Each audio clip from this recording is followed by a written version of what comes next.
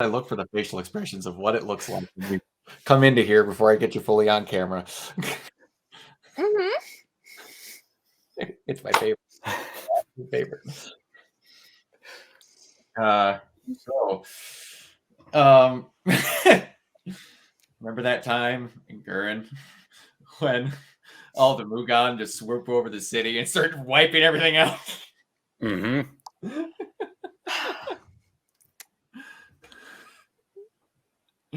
Which someone pointed out to me years after I watched it that I didn't realize that Mugan is actually an anagram for gunman. It's just all this stuff flipped around. I didn't realize that until someone pointed it out to me. Had to get that on camera. I've watched that show more times than I could physically count. I didn't know that. But okay. So you get to see the last option. Oh no, sorry. Forgot about favorite moments. But Sal, I'll let you go first. There's two things you need to know. One, Mako best girl. Mm-hmm.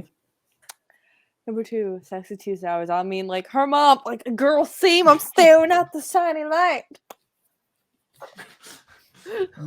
No inflection either way, just noticing. You know, doing it right in front of the husband, like. Nice. She's like, I love my husband. But sir. sexy teacher hours. Mike. One thing I kind of love just in terms of the animation is when the teacher is finding out that they knew the whole time that he was undercover, his clothes just like slowly start to peel off. It never fails. He never does anything either. They're just like, this conversation has been too normal for too long. The timer is hit, and there it goes. I think Guts has a lot of my favorite moments this episode because he's just Guts. Guts is really good. I need to see like just some sort of like promotional short for the Panty Stocking reboot of Guts and Chuck just having at it. Just having at it, and then they needed to be separated by both the sets of sisters. What are you doing over here? And then you get to see Ryuko and Satsuki in the animation style of Panty and Stocking or vice versa. Freaking, because like they have Panty and Stocking versions of Yoko and Nia. They're really hard to get. I came this close to being able to get them on a pre-order, then I missed out on them, but they're awesome looking. Yeah, so we get the covers invading, and I just love that when the people get sucked into a covers, that their faces look almost identical between a mix of what an anti-spiral looks like and the face of those weird meteorite things that are above the sea of negativity that the super galaxy Daigerin comes out of, those weird things that like shoot hands out of them. Oh yeah. Faces look just like them. But and yeah, we got the time skipped. I forgot it was a month. I thought it was a week, but it is a month that they've been around trying to evacuate people. And they must have been doing a good job because, again, I thought it was a week because of just how badly they were losing that evacuation. I thought it was less time. Yeah. But yeah, so the amount of nicknames that Nan has for Monkanchok, I just love. As Slacker Jr., Captain Bowlcut. Yeah, it just... This is the episode where people really start noodling between who they think Mako should be paired with. Like, I'm seeing the crooked smile from her down here. Yes. See, I ship it. I see it, but I don't want it. Because even though she says, like, because in the beginning she's like, my Ryuko, but then the entire time, like even later in this episode, Nan's like, you two gonna quit flirting and get out of here? I was not flirting with her. I will talk with you later. He's built like a Greek god, but you have to remember that somehow he's still a teenager. Somehow. Like, I think the oldest he would be is 19. I'm one of those people. I'm now shipping him and Mako. Like, It flips. It rapidly flips towards the end because those two are adorable. Are absolutely adorable. yeah, together. Shit. But yes, That's how we ship people. I don't want it. I see it, but I don't want it. Again, seeing those two at conventions, because again, like you see Ira Gamagori and then Mako Makancho. It's like the dude this is just a giant and Mako's tiny. And then you see these panels where they do stuff and Patrick Stites is like a giant and then Christine Cabanos is tiny. So you're literally like imagining it with the voices coming out of just, you know, a Hispanic woman and a very tall white man. So like you barely get any difference. True. It's adorable to watch. Like the one I watched where like I can't think of Satsuki's voice actress, but she was like fully in Junketsu during the panel. It was nuts. Like you just see her at the side, you see Junketsu like shoulder pads, and then like someone is like writing fanfic prompts and like handing them up for them to read, and it was like Ira and Mako on a date, and then like the meal was prepared by the mom, and Ira is like confessing how well the meal was prepared. And it's just, my God, I would love to see footage of Stites, however you say his last name, in the booth recording, because the dude's facial expressions when he does voices are hilarious. They're so good. But anyway, so you see that Bakuzan was broke. We got that in the last episode, but now we actually have 2 new weapons from it. So that was kind of cool. Just the Junketsu, the 2 variations, because like immediately you're like, what the hell is she using? Because it works a lot better than a Taylor's dagger, because she doesn't need the glove, which is one nice thing. So I do love that you get the small moment between Senketsu and Mrs. Monkancho. What's really clever about that is nobody else can hear Senketsu, but through body language, she still kind of knows what he's saying. She's like, I fully understand you're alive now because this is the first time you've been just standing next to me. And they also reveal that Senketsu pulled Ryuko out of the rubble and brought her to them. Like, I don't know what kind of muscle a sailor uniform has, but that's Anime awesome. logic. Yes, and just like, and then, yeah, the very much is like, yeah, it's almost like it's not human. I don't know what to say with that. It's like, yeah, we don't know either. That's kind of the point. I have notes for how this episode ends, but we'll get there. Oh, we're gonna get there because I remembered how this episode ended because this goes on another little mini arc with her that has a fantastical payoff. But yeah, you get just the overwhelming, like again, switching what shipping team you're on. Just the dedication from the early moment is like, I will dedicate my entire life to getting Monkancho back to you. Then the little which I assumed is why the I hate her so much came up on screen. You just how just deplorable of a human being. Again, she threw a not even week-old baby in the dumpster because her experiment didn't work. Is just treating Satsuki like human meat. I hate her. I hate her more than I've hated any character, at least that we've talked about. About to say, I'm like, holy shit! Like, she's up there for me. Oh my God, the FMA now looks pretty normal. It's pretty That's normal. Something. And again, it's one of those things where it's like the last thing that pair worked on before this was Gurren. Gurren, by the end, realistically, from a standpoint of morals, didn't have a damn villain in the entire show. It's weird how it worked out, how legitimately everyone was trying to do the right thing and just had a kind of dumb way to go about it sometimes. Whereas like, this Genome tried to keep everyone underground and had his 4 generals believing they were doing it on purpose. The anti-spirals were people that tried to lock themselves away to not have the spiral nemesis happen. Here, no. They're like, guys, she's actually a villain. There is no ifs, ands, or buts about it. This bitch is evil. She's evil. Look, this is why she's evil, guys. She's evil and she's got to die. But she can't because life fibers. There's no moral ambiguity here whatsoever. And I just loved how they were like, how can we make this woman unbelievably evil? We're just gonna make her unbelievably despicable. And oh god, if that oh god, I think that's in the next episode. Oh no. I'm pretty sure that's in the next episode. Oh Scared. dear god. Scared. Yeah, pretty sure it is. But Scared. she Mm. but My yeah, so imagination is already running wild. she does something she's already done, and then one thing that I did not see coming that was somehow another version of something she's already done, but twice as morally fucked up. Let your mind swirl about whatever that is. But so you get the Satsuki situation, you find out where Satsuki is and that she's spared and she's still alive. Don't think any of you actually thought that Satsuki died, so I wasn't even going to ask that question.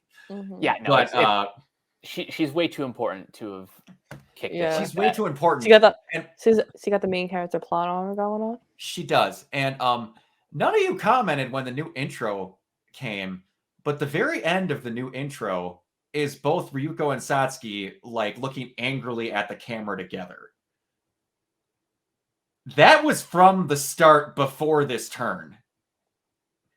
So they kind of foreshadow that a while back, despite the fact that they're fighting each other. I'll be honest, because of the nature of like anime intros, I usually just like avoid them because I know they can be spoilerific. Yeah, it's one of those weird things where like the entire intro, they have them all fighting like to the point of where they're splattering blood to color the new Kill la Kill intro, and just like knocking away crowds of people. And then there's that little slight hint at the end of just that. It's like 2 seconds long. I always thought how that was interesting. But okay, so now we need to get into the show can only be serious for so long, and then needs to rapidly progress into being stupid. I'll ask Mike first this time. Did you expect the turn of who the dad was to be that dumb and how they executed it? The idea, I get it, but like to just Just like bends his spine to look different. So this is where Clark Kent got his posture from. Yeah, he just became a geriatric in 2 minutes. Also, they shoot the car, it explodes, and they're like, it's a burnt corpse. Nope, he's wearing a burnt corpse zip-up jacket. Like, sink. Like, the level of preparedness in this family is ridiculous. That is the one moment where it reached nigh Joseph Joestar levels of, you didn't see this one coming. I actually attached 5 grenades to you when you weren't looking. Mike, I keep mentioning the 5 grenades. That is not a joke I'm making up. He literally does that to someone. Yeah. I will get there eventually. I know. It's just, that's the one. And it's in like episode fucking 2. It's so stupid. But back to the dad. back to the dad. Yeah.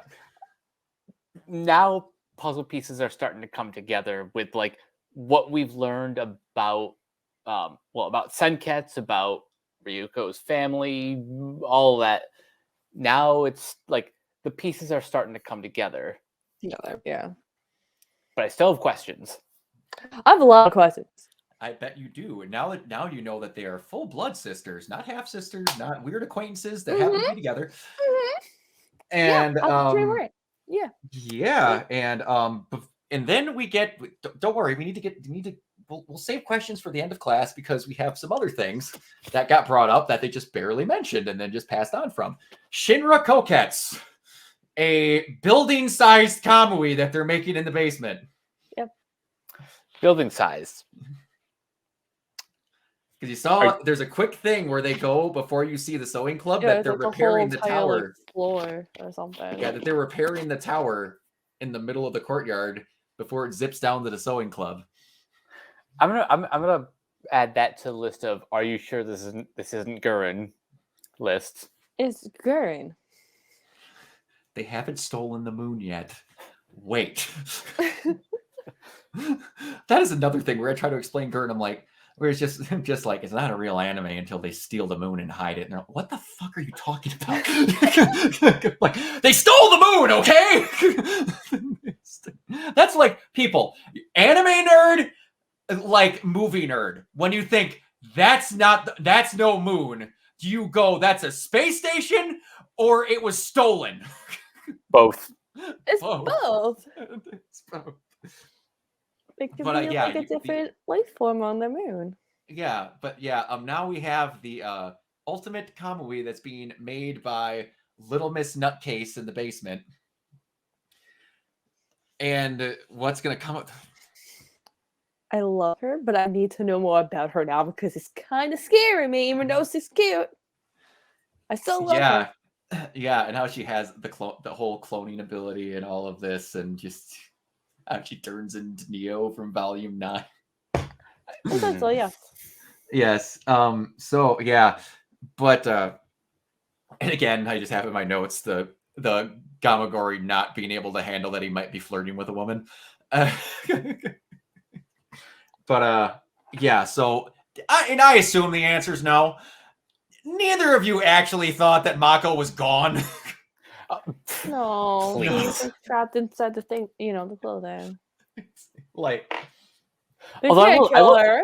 I will say, it is nice to see Matro getting a little bit more time to shine. it is. And I was gonna do that prediction now. I'll save that till the end of the next episode. All right, so I was gonna do that before it's school attack, but we'll wait on that. What do you guys think the reasoning is behind Ryuko's little outburst? She's just in a state of shock. I'm gonna give you your reasonings, and I'm gonna bring you back to a moment from earlier in the season. Oh, when she turned into a beast? Nope, not that. Happened more recent than that. What was the reason that she did not want to put Senketsu on anymore the last time? And it's when they got explained about what Senketsu actually was. Oh, wait a minute. She did not want Senketsu to go killing his own kind. And she wasn't going to put Senketsu through that. Now Ryuko's realized that she is as, if not more, messed up and tied to life fibers than Senketsu is. I remember now. So now she's fully realizing that the thing she didn't want to do with Senketsu, she's been essentially put on. She kind of jiggered into that will be her whole entire life goal now.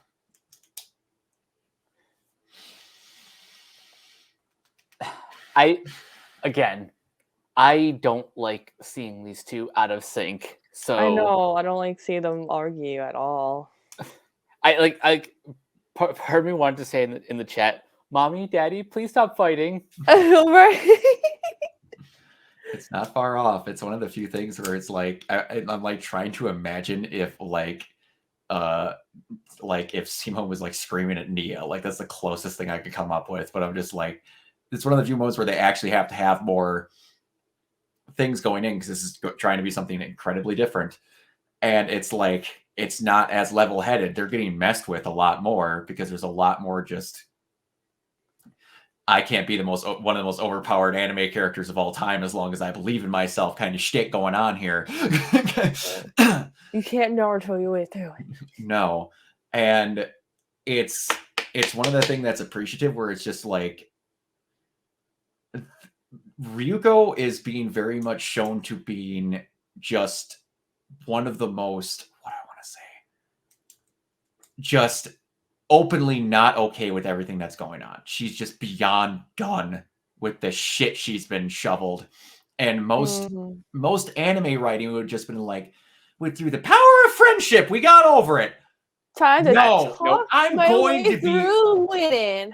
And you're like, I'm Believe going to be guys. actually upset at the unbelievable amounts of bullshit that I have to deal with. There's a lot of My Chemical Romance swirling in their brain right now. Yeah, it's just... And Yep, it's you not in need small these doses. people. She gets it almost every other episode since she's gotten to Hanoji Academy. There are very few times where she actually gets to be okay before another whirling shitstorm hits her. Mm-hmm. And it's one of those things where it's like where you start wondering if like the punching bag thing starts coming in again around this time with people, if Ryuko is put through too much. And it's kind of the thing where it's like, in my opinion, it nears that, but again at the end it swings itself around to where I'm okay with how it was handled. The second time viewing it, I was iffy the first time. But yeah, yeah. it's the thing is it's all about execution. Like kind of like a Don Bluth movie. You can put your characters through hell as long as it has a happy ending. Yeah, he doesn't like Merry Little Tales, that man. But yeah, it's I asked it last episode and we got all right. So they're all related. And Nui isn't human. All right, so we haven't crossed that bridge yet. Any others? Honestly, I just want to experience the show for what it is.